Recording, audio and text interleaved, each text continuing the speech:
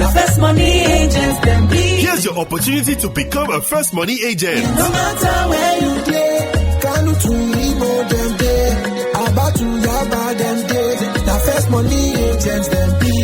Everywhere for Naija them day, Afikpo to Adigbo them day, Taraba to Calabar Yaba. The first money agents them be. Whether na anytime you want buy, save money, take money, pay money. Them don't bring POS on your demand. The first money agents them be. To register as a First Money agent, visit the First Bank branch closest to you. First Money, close and simple. You first. First Bank.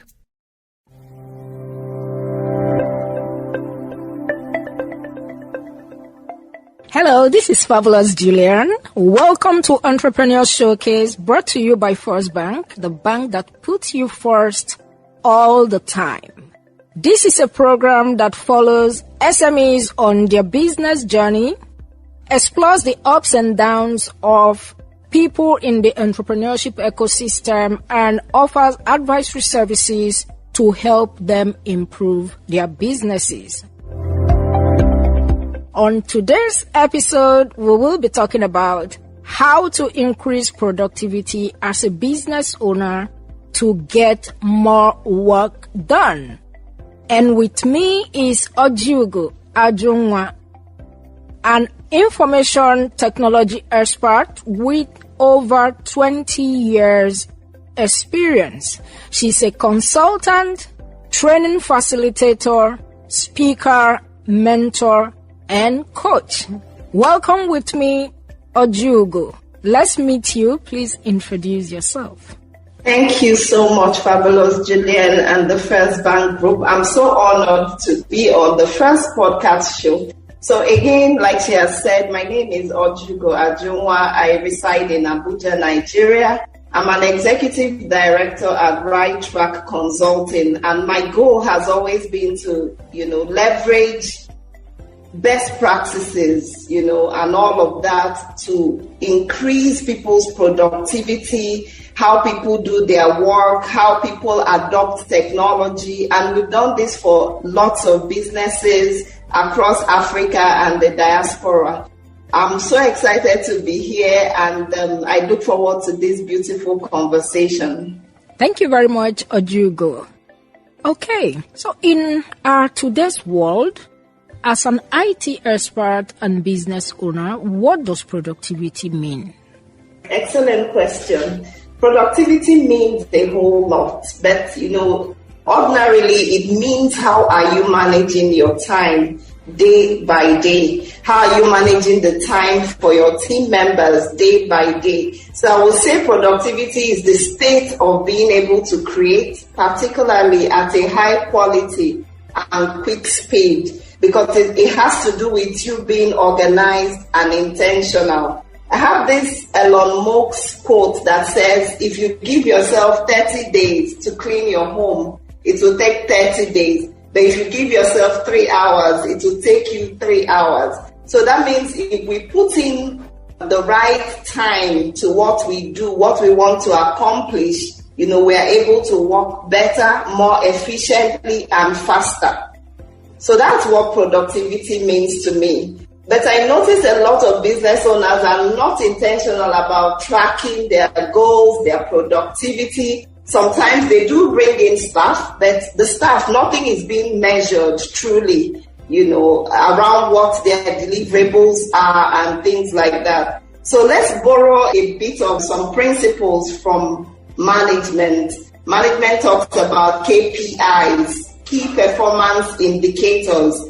Key performance indicators are actually that quantifiable measure of how are you performing over time for a specific objective. We have to define that for ourselves as business owners and even for our teams, so that everybody has a milestone they're trying to, achieve for the organization. Also, the OKRs, objectives and key results. They are also a collaborative way of being able to manage what individual team members are supposed to do. So by the time we set these challenging, ambitious goals for our work team and for ourselves as business owners, we'll find that we are able to become more productive intentionally. So tools are available to help us track our KPIs and our OKRs. Thank you very much. And we will get to that because we really need to understand the things that are available to us to use as business owners. So we live in a world full of distractions, a lot of things calling for the same 24 hours that we have. How is this affecting productivity? It's affecting productivity a whole lot. In fact, with the rise of social media, being accepted everywhere around the world, there are 4.2 billion of us using it. That's almost 55% of the world's population. And we spend a lot of hours, just consuming this social media. In fact, someone says an average of 2 hours, 32 minutes is spent scrolling. So we are used to the TikTok videos, the Instagram reels, the YouTube shorts, because they are really, really short. A lot of people keep going one after, they consume a lot of it, and guess what? It's affecting our attention span. In the past 20 years, it has reduced our attention span so much so that human beings now have just 8 seconds to concentrate on a particular thing, and that's even less than what a goldfish has. But this must not be us. We must be intentional. The discussion is not proposing perfection, but let's be intentional about how we are managing our time. What are those habits we need to change, and so on. Oh, thank you very much. We need to change some of these habits and focus on the things we are called to do and the things we planned to do for ourselves and our customers as business owners.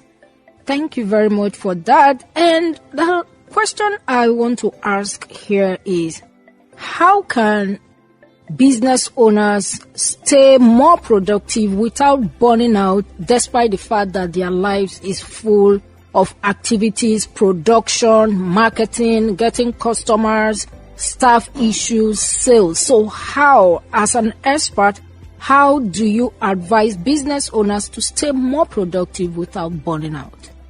Beautiful. So because we are being stretched in so many ways, there's time for work, time for family. In fact, with the work at home era as well, there are blurry lines between work-life balance. But for me, one of my practices is journaling. I actually have journals for different things. And this habit helps me, plan my year, my quarter, my month, my week, and my day. So apart from this habit, I've also learned, being able to have rituals. Rituals, when I say rituals, like routines, being able to know exactly what my morning routine should look like. What should I be doing in the morning to help me stay productive? So a lot of it would even happen a night before. So to avoid burnout, be intentional about your night, your evening routines, where you're telling yourself, okay, tomorrow, what am I supposed to actually achieve? And not having too many things on that to-do list actually would help.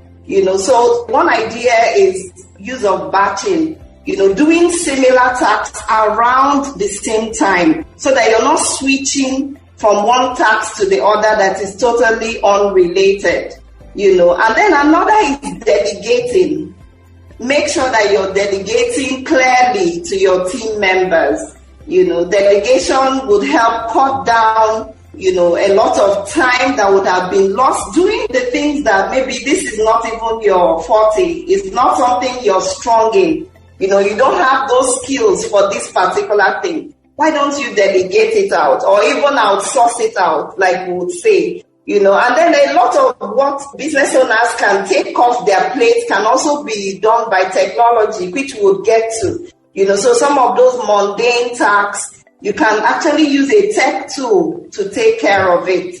Another practice is time boxing. When I say time boxing, being able to know that from 9 to 12 noon, I'm doing this. And from 12 to 1:30 p.m., I'm doing this. planning out your time that way really, really helps a lot. You can even use your phone's alarm system to actually set this so that it goes off to remind you of this is exactly what you should be doing now. And to avoid burnout, incorporate self-care as a business owner. In fact, it was the other day I said, wow, living in Africa, in Nigeria can be really, really tough, for business owners. So make sure you're also taking care of yourself, because you can't pour from an empty cup.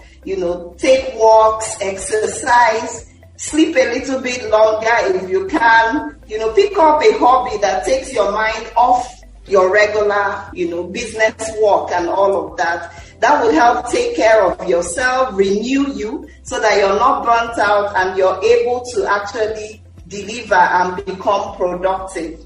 Thank you. Wow, I appreciate that. I picked a few things: journaling, boxing, batching, self-care. That's amazing. Take exercise, take your time, do things that you love. And I believe our listeners are actually documenting these things so they can put them into practice. Thank you. And here we come. You've mentioned that we're going to get to that over time. And here we are. And what are the tools, technology tools that we can use to help increase productivity and get more work done even when we are working with tight budget? What are those tools? Where can we find these tools? Would like examples? Just share with us as an expert that you are. So this is like the heart of my session, and I would love you to, if you're distracted where you're listening this, please turn back to the podcast session and turn off your distractions. There are actually a lot of tools out there. In today's Zuckerberg calls it the metaverse world, which keeps unfolding. So that means we've now moved to technology of things, where technology can actually help you do a lot of work, even if it's not a human being doing it. So there are 6 areas I will talk about. But when looking for tools, one tip I would give is that make sure the tool also allows you to collaborate with your team members, and especially in today's work from home world for some organizations, let these tools be collaborative enough so that a team member can also, do their bit wherever they may be, log into it and work and so on. So the first one is when a business owner needs to do something like a quick survey or have forms filled, Google has the Google form. Google form is very simple. Once you have a Gmail account, you're very qualified to use it. So you just need a Gmail. And once you type on Google form, it will call that up for you. And they have templates that you can actually use, to start collecting details from customers wherever they may be. Even your market surveys can easily be done there. Then a second one would be your projects. Business is actually about projects and events. So being able to have a visual place where you're seeing this, your team members know exactly what they are supposed to be doing at each point in time, so these tools would actually help you. I have 3 that I'm suggesting that you should take a good look at. The first one is Asana, Asana. And then there is Trello, Trello, and there is Airtable, Air, and then Table. So these tools are visual tools that you could actually use with your team members to pull out for each project. What are we supposed to be delivering on? Where are our milestones? Who is supposed to be doing what? And guess what? They are cloud-based. You can use them on your mobile phone, on your laptop, on your tablets, and so on. Then the next set of tools are for time boxing. I talked about planning out your day in such a way that, each hour you know exactly what you're supposed to do. And a beautiful tool from Google, again, is Google Calendar. I think once you go to your app store on your phone, whether Android or Apple Store, you'll be able to get the Google Calendar app. and use it to actually plan out your entire month. Like we are in November at the time of this, you plan out what exactly am I doing in November? Where are the meetings happening? What are our deliverables on those project tasks or the events we are having and so on. And also add a bit of white space to your calendar, where you're able to, put in time where you can just relax.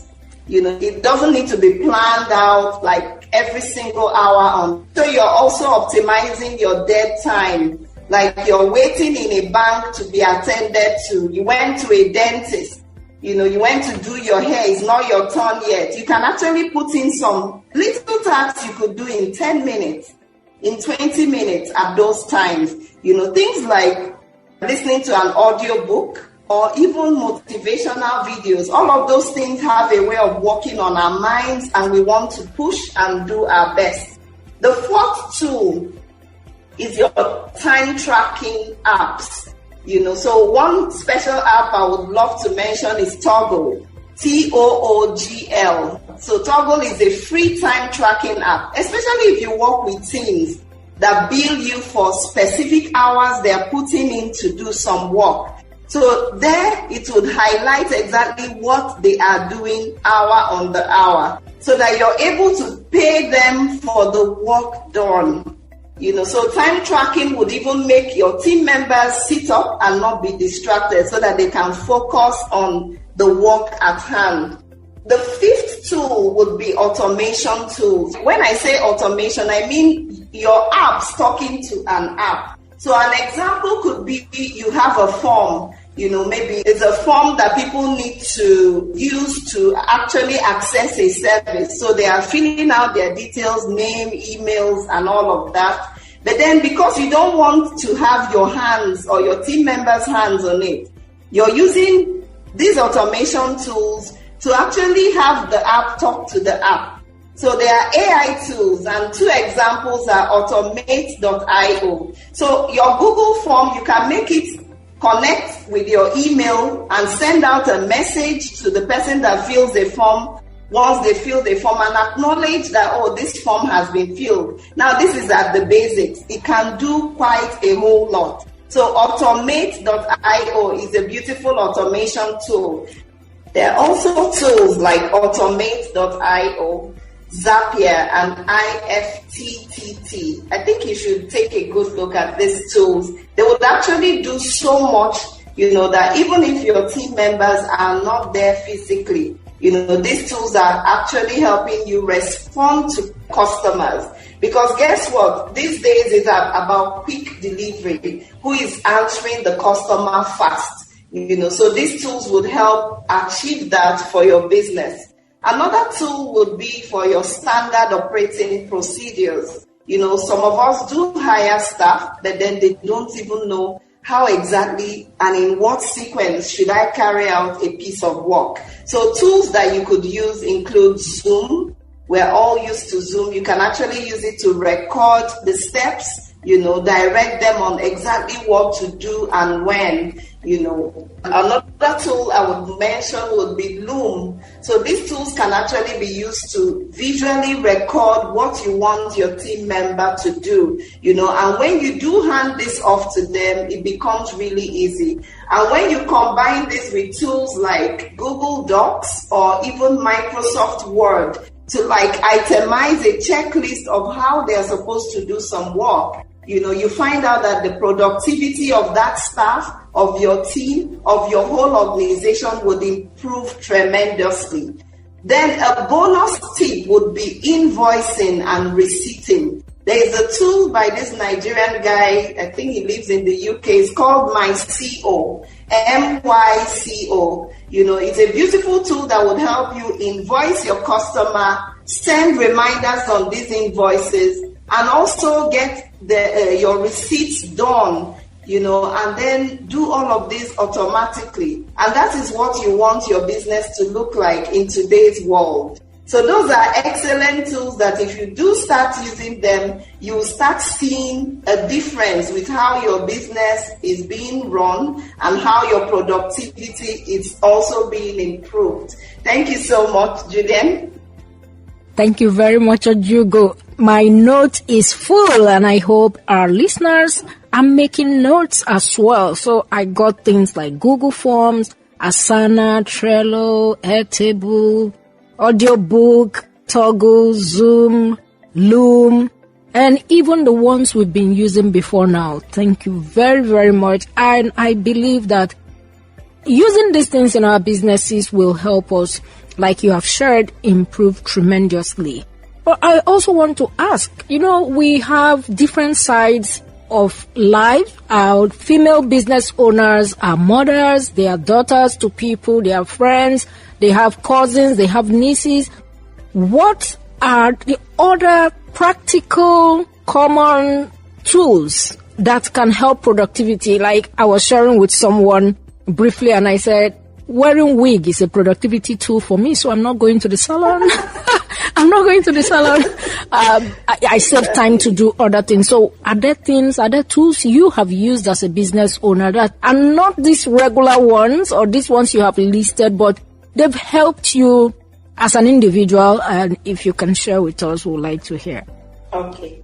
So thank you so much for, giving us that example of, your wig actually helping you to reduce the time you spend. So one tool I would say one approach is being really intentional and living consciously. When I use the word living consciously, I mean being able to account for your time, because most of what we do is actually unconscious. Driving to work, as serious as it is, sometimes it's even unconscious. So we need to switch our brain to being able to being present, being conscious. And for you to actually do more, the first practical place to start from is to audit your time. Get a journal out and audit what exactly you're doing day by day. By the time you're looking at this time audit, you will now find out exactly where am I spending more time that is actually not moving the needle in my business.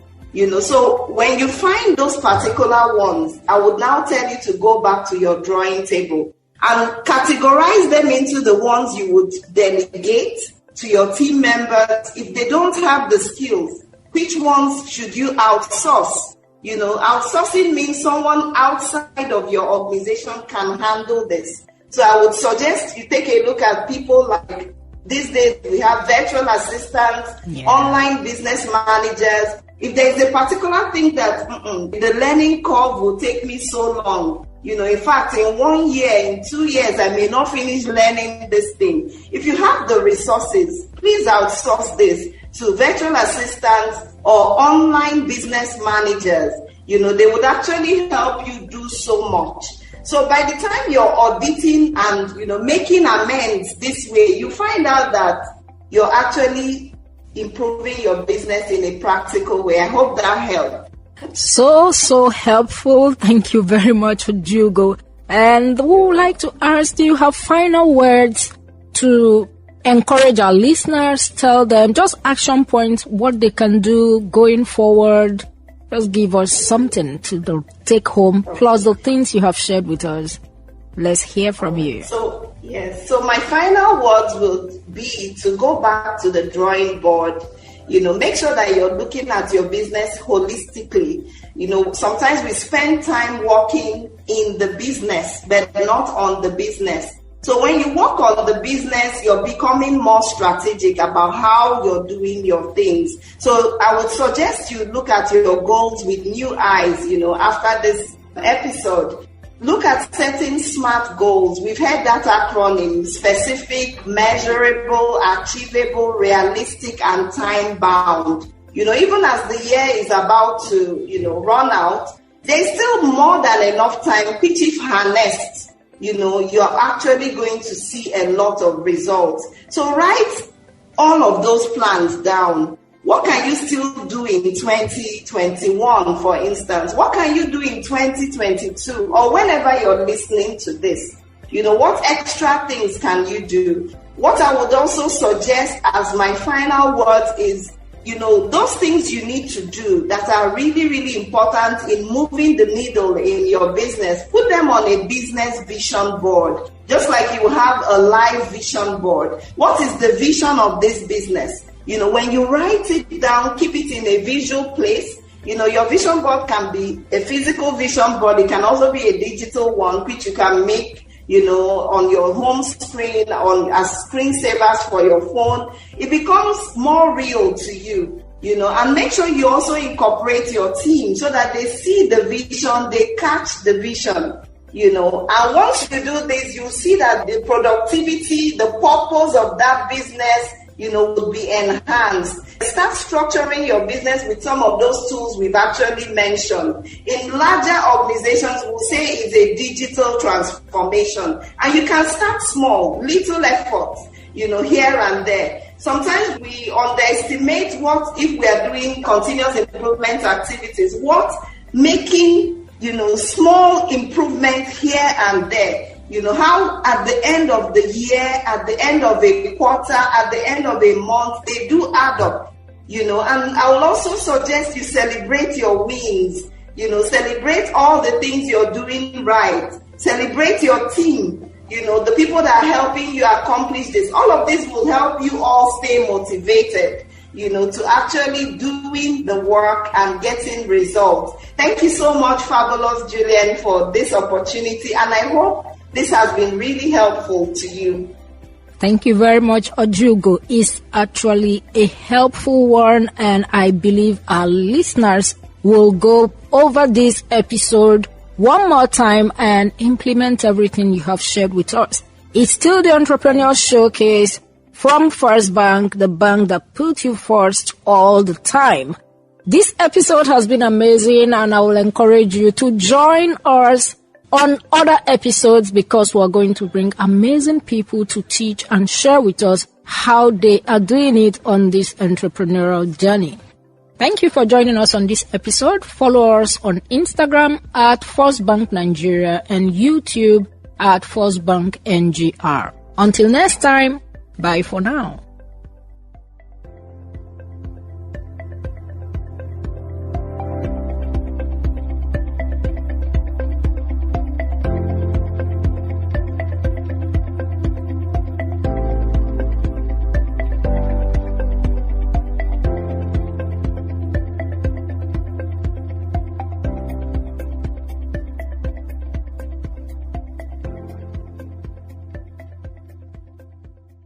First Money Agents, them be. Here's your opportunity to become a First Money agent. No matter where you play, Kanu to Igbo, them day.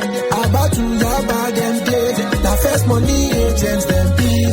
Everywhere for Naija, them day. Afipo to Ajigo, them day. Taraba to Calabar, Yaba. The First Money Agents, them be.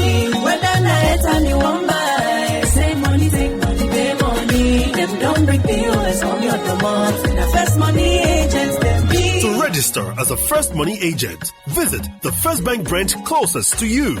First Money, close and simple. You first. First Bank.